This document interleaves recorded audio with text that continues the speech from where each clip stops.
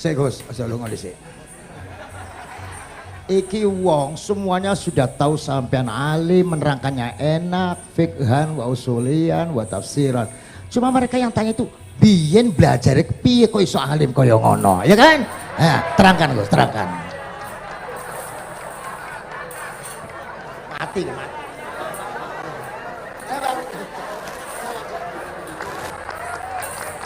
Setuju kan, setuju? Sila, asal dakaik.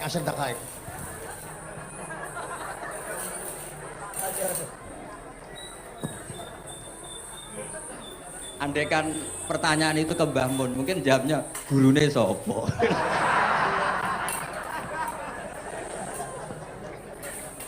Tapi mungkin kalau ke mbah-mbah saya yang juga babanya nih Biha juga Mbak Abdul Aziz, mungkin putuku. Tapi kalau saya ingin cerita tentang saya paling ya, aku sregep. Yang jelas tuh dari kafadlu yuti apa? Mayas. Tapi gini, kalau ini menghormati bahasa saya ini, kalau ijazah begini, dulu Mbak Mun tuh sering cerita juga bahasa. Kayak nak kepengen ngalim, ku sinau sedurunge ngaji. Ya, misalnya kamu ngaji takrib atau ngaji wahab sama Mbah Mun, kamu baca dulu. Sebelum ngaji. Nah, setelah dibaca, misalnya kamu baca rofa, kok Mbah Mun baca jer, kamu baca jer, Mbah Mun baca rofa, berarti goblok tulen. Karena semua teori Anda kok salah. Ya, misalnya Mbah Mun baca wadakaro sopa al-musonifu, kamu baca wadakaro musonif. Berarti kan goblok banget itu. Ya kan ada cerita gitu, ada orang tuh nggak tahu betul, Gus maknanya lam tardiman itu apa? Lam tardiman. Dicari di kamus tuh udah ada, ternyata itu di head lam tarodaman. Dia baca satu lam tardiman, dicari di kamus sampai hidup mati lagi agak ada. Nah, jadi kamu baca dulu, misalnya di bab head lam taro ngali sopo mar'ah daman ing geteh. Ternyata ngaji Mbah paginya jadi baca lam taro daman. Jadi kalau kamu malamnya baca lam tardiman loh kok. Jadi itu kata Dewi Mbah mergo sorokan kabeh santriku ora mungkin. Carane ngecek kebenaran Anda yo maca sik. Nanti kalau kemiripannya 50% ya separuh alim. Kalau 70% ya serondo alim. Tapi nanti kalau kemiripannya sampai 100% dan berkali-kali, ya berarti kan sudah luar biasa. Jadi yang ngaji sama Ki Mustafa, Ki Niam, saya mohon santri-santri itu belajar dulu. Biar bisa ngecek nanti guru saya baca kayak apa. Waduh salah ya. Kenapa lah? Waduh salah. Karena kiai itu kalau salah ya mau ngalah. Ini ceritanya bangun betul. Ada kiai nggak tahu apa kakean mergawe, kakean politik nggak tahu. Wal babi lan walang. Terus ada santri, kalau gak ada makna kok lawang. Ya walang sing lawang itu. Mau ngalah. Terus watini lan wit alu. Gurune maca alu.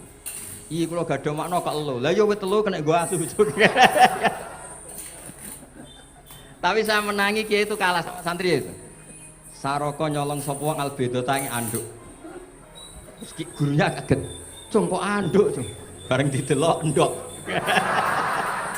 Karena kalau pegon kan anduk sama endok itu podo ae. Ini ada podo. Tapi kiainya akhirnya kalah. Memangnya nyolong anduk boleh? Yo ora, Cung, yo haram, yo podo ae kalau gitu nyolong. Nyolong endok ya haram, nyolong anduk haram. Lo cerita itu masyhur itu. Kalau cerita yang terkenal di Lirboyo itu kan ada santri dari Jakarta di kelas. Gurunya bilang Ja'a Zaidun, Zaid datang. Waro'a itu Zaidan, saya melihat. Si murid ini itu melihat pintu terus. Lama-lama gurunya itu tersinggung. Kamu diajari pelengahan nggak sopan. Habis Ustadz bohong. Lah kenapa bohong? Katanya Ja'a Zaidun, Ro'a itu Zaidan. Zaidnya mana?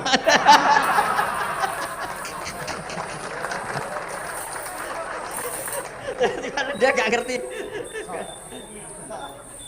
Zaid datang, saya melihat.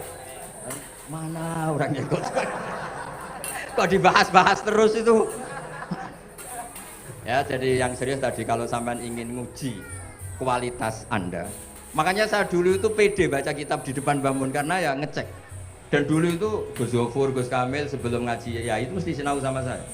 Nanti ketika Mbah Mun baca, tadi kalau kemiripannya kita 90% ya bagus. Syukur-syukur sampai 100. Dan itu terulang sampai Wahab Hatam, Jamul Jami' Hatam. Sehingga kita tahu. Jadi kalau diskusi kita kok salah ya tahu, kalau benar ya tahu. Kalau tahqiq ya tahu. Biasanya kalau tahqiq itu Mbah Mun karena takut menyalahkan kiai-kiai Jawa, kalau baca 2 kali, misalnya begini. Yasmalu, kadang diwaca Yasmilu ora apa-apa nggih Jawa wae gitu. Karena kalau kita memaksakan sampai benar seperti di kamus, kayaknya kalau ki Jawa itu berat. Berat sekali. Dumeli bojo bolak-balik mesti ora goblok wis apik lah. Karena kalau baca tahqiq itu kan butuh kamus. Yang benar itu Yasmalu misalnya. Tapi kan populer juga orang baca Yasmilu. Saya tuh menangi loh, Kiai Jawa dulu baca Simai itu menangi, Masdar Simai. Lama-lama setelah banyak alumni Al-Azhar terus berdasar kamus baca Samai semua sekarang. Saya menangi Kiai itu baca Dilalah. Lama-lama karena sekarang udah banyak punya kamus, baca Dalalah. Fa'alah. Jadi Kiai itu juga kadang-kadang keteror muridnya. Makanya Syekh Zakaria Al-Ansori itu pernah ditanya, kenapa engkau begitu alim alama sampai dilakopi Syekhul Islam? Kata beliau itu lucu jawabannya, karena saya ini orang yang sial. Saya dulu punya guru namanya Ibnu Hajar Al-Asqalani dan punya murid namanya Ibnu Hajar Al-Haytami. Kata beliau, dukik tu bena hajaro ini. Saya ini digebek 2 batu. Kalau mau ngaji takut saya minta ampun karena disuruh baca sama Ibnu Hajar Al-Asqalani. Kalau mau ngajar takutnya saya bukan main karena Ibnu Hajar Al-Haytami itu cerdasnya bukan main. Jadi kalau saya salah itu konangan. Akhirnya dia jadi orang sial tadi. Mau ngaji ya belajar, mau ngajar ya belajar. Makanya meskipun ini pernah sepuh saya tidak berani ngaji beliau. Wah mesti meriang saya kalau ngaji. Jadi yang terkenal alim-alim mohon ngajinya dikurangi ya, karena ini kasihan gurunya. Kasihan gurunya. Nggih, Bon cekap. Bon, itu catat ya. Sebelum ngaji baca dulu. Satu lagi, Gus. Sampean ketoke kiai desa kok kuliah. Betul kuliah? Oh, nggih nggih. Pun dari belajar dari mana sampai kemana Gus jenengan? Dari Mondo sampai ke Jogja sampai Putih. Monggo.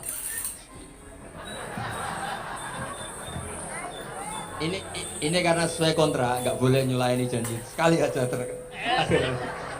Sekali tak tekno Gus. Jadi sebetulnya kalau di ilmu, saya kan sering ketemu ahli geologi, ahli sosiologi. Sebetulnya di ilmu kita, saya kan lama di Jogja dan itu yang saya pakai juga ilmu zaman di pesantren. Misalnya sosiologi itu kan ada mukadimahnya Ibnu Khaldun. Itu kan teorinya luar biasa. Misalnya begini, kenapa Rasulullah itu harus dari suku Quraisy, suku yang sangat terhormat di Mekah? Itu secara teori sosiologi, bukan teori nubuah. Kata Ibnu Khaldun, Nabi itu mesti final dari kaum itu aneh. Saya ulang lagi, Nabi itu final dari kaum pasti aneh. Nah masa aneh-aneh ini ditoleransi oleh umatnya karena beliau dari suku yang terhormat.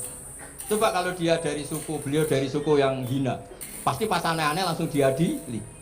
Ya kalau di NU lah, ndak Gus Dur kok bikin aneh-aneh di NU kan langsung tuntas. Tapi berhubung Gus Dur cucu Mbah Hasyim. Orang itu mentoleransi, bahkan mengira jangan-jangan teori beliau lebih baik ketimbang kita. Nah makanya terus kata Ibnu Khaldun, ma ba'atsawu nabiyan illa fi mana'atin min qaumin, tidak ada nabi diutus kecuali dari kaum terbaik supaya masa-masa transisi ini nggak ada perlawanan. Nah itu namanya sosiologi. Sehingga beliau ngendikan, ini versi tarikh bukan versi Ibnu Khaldun saja. Ketika sahabat disuruh hijrah karena disakiti orang kafir Quraisy, "Lah engkau sendiri ya Rasulullah, saya ini orang Quraisy, nggak akan ngalami yang seperti Anda." Nah itu namanya sosiologi. Begitu juga matematika.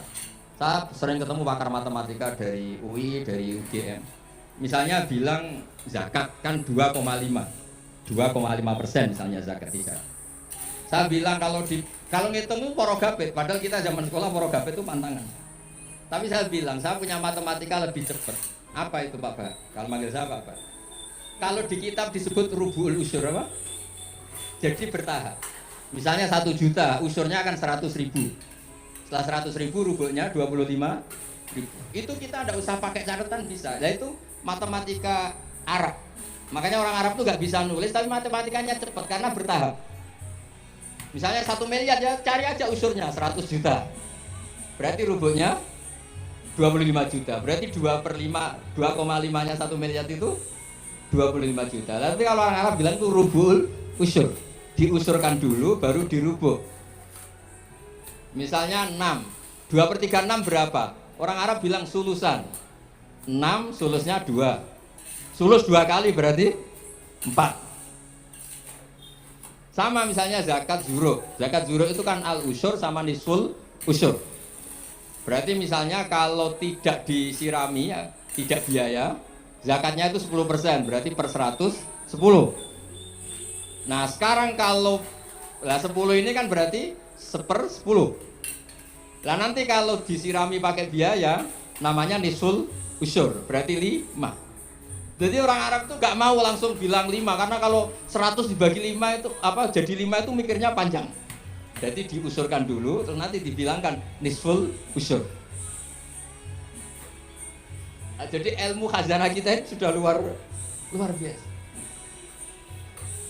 Jadi makanya terus orang Arab kalau ngitung matematika itu udah usah tulisan, udah usah porogabit karena bertahap tadi. Jadi misalnya 2,5 bahasannya apa? Rubu'ul usur. 1 miliar, usurnya berapa? 100. Rubuhnya berapa? 25. Nah ini semoga buatan ngingkari janji. Wassalamualaikum warahmatullahi wabarakatuh. Matur. Sebetulnya masih ada satu lagi, cuma ampun. Beliau adalah sangat hafal dengan nu'util masyayikh. Itu sebutan. Kenapa Imam Ghazali itu Syekhul Islam, Hujjatul Islam. Kenapa Imam Anu Syekhul Islam. Kenapa Imam Anu, sahabat Anu, ada Saifullah, ada Asadullah. Itu biar ahli sekali. Karena ini belum tuntas, jadi ya berikutnya insya Allah kita mendongakakan ya Allah muga-muga Gus Bah gelem kono dongan jajal dongane Gus Bah karo dongan sampean mandindi kira-kira. Matur nuwun Gus, matur nuwun Sayyid, matur nuwun, sangat matur nuwun, sangat Masya Allah. Ini jelas Gus Bah itu enteng, cepet antu diterimanya ku napa jenenge keterangannya cepet dan sebagainya cepet. Enggak ada kayak yang jelimet. Tak kira apalagi saya mendengar kalau dianya saja nggak paham nggak. Nah itu. Nah demikian matur nuwun sampai kudu matur nuwun sangat wong sing lagi uzlah ora gelem. Luar biasa kita hanya selanjutnya atau mau Gus. Kulo sak sedulur sak santri nek pas dengan donga pas uzlah njaluk ditungakne ngoten mawon. Nggih, ngoten mawon pun. Sampai itu. اللهم صل على سيدنا محمد وعلى بعين الحمد لله رب العالمين اللهم ربنا ظلمنا انفسنا وان لم تغفر لنا وترحمنا لنكونن من الخاسرين اللهم يا فتاح يا خير الفاتحين افتح قلوبنا واشرح صدورنا واجعل علومنا نافعه واجعل اعمالنا صالحه واجعل ذرياتنا طيبه واجعل حياتنا حياه مطمئنه مرزوقه سالمه من الافات والبلايا برحمتك يا ارحم الراحمين اللهم يا لطيفا بخلقه ويا عليما بخلقه ويا خبيرا بخلقه والطف بنا يا الله في قضاء حوائجنا كلها من حياة الدنيا والآخرة يا لطيف يا عليم يا خبير لا إله إلا أنت سبحانك إني كنت من الظالمين لا حول ولا قوة إلا بالله العلي صلى الله على سيدنا محمد الحمد لله بالعالمين الفاتحة